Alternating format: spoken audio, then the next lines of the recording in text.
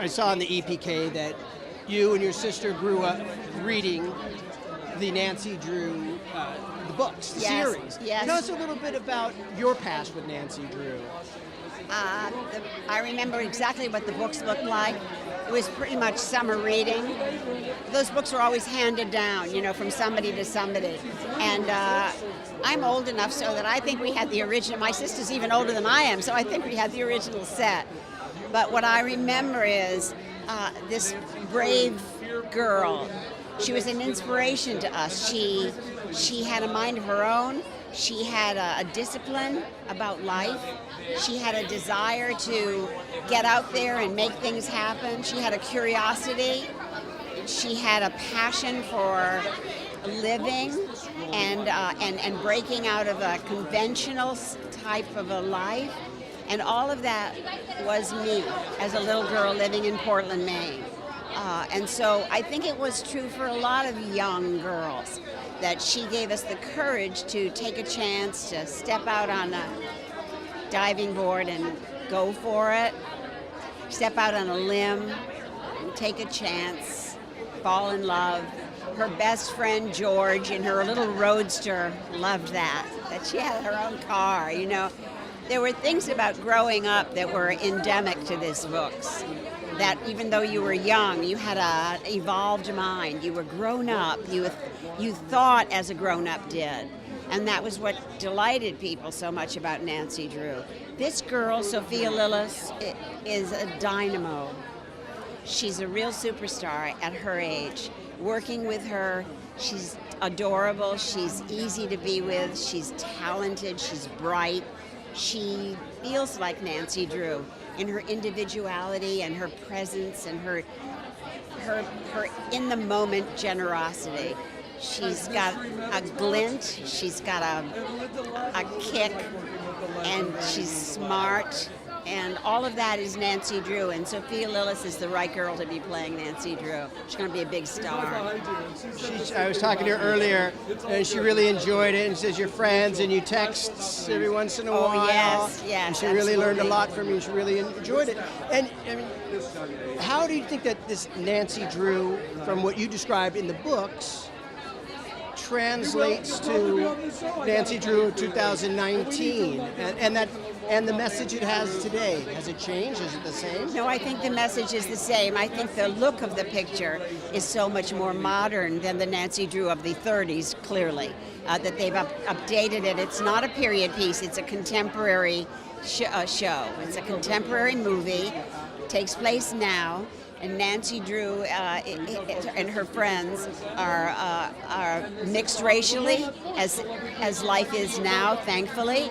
And there's a sense of a present day in it in terms of the thinking and the language. A lot of it has been changed just in terms of the vernacular, the idioms that young girls use, young people use.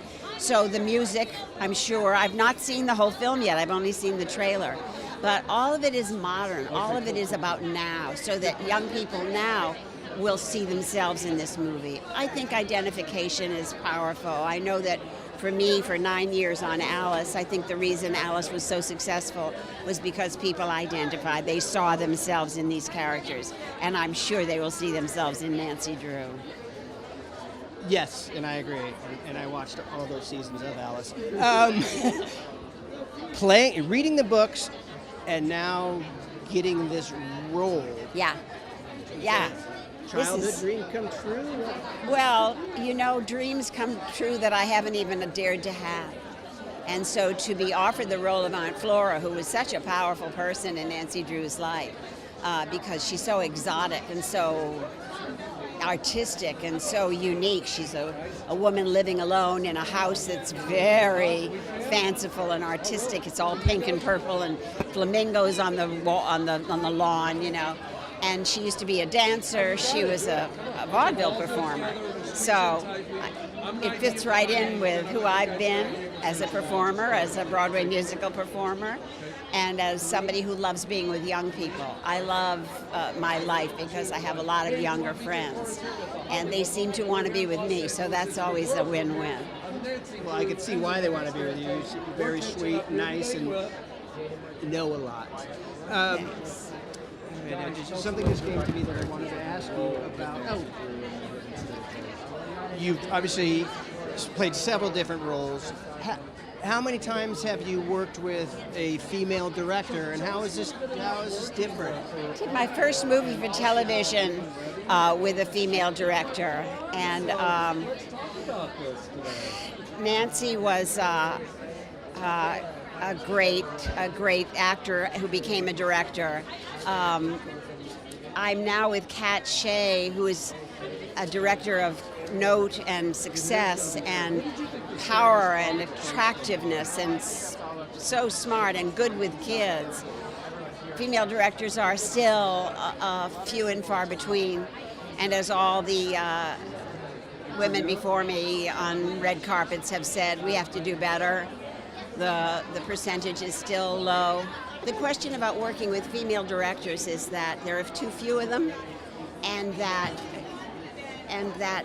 the dynamic of working with a female director or a female cinematographer, especially on a movie about a girl, especially on a movie about women, is that you have a language, and that I've certainly worked with men and women directors, and though it's still too few and far between, we have a long way to go, and this has been very exciting.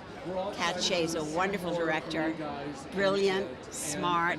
The movie is shot beautifully, and she knows how to work with young people and older people too. It means a lot.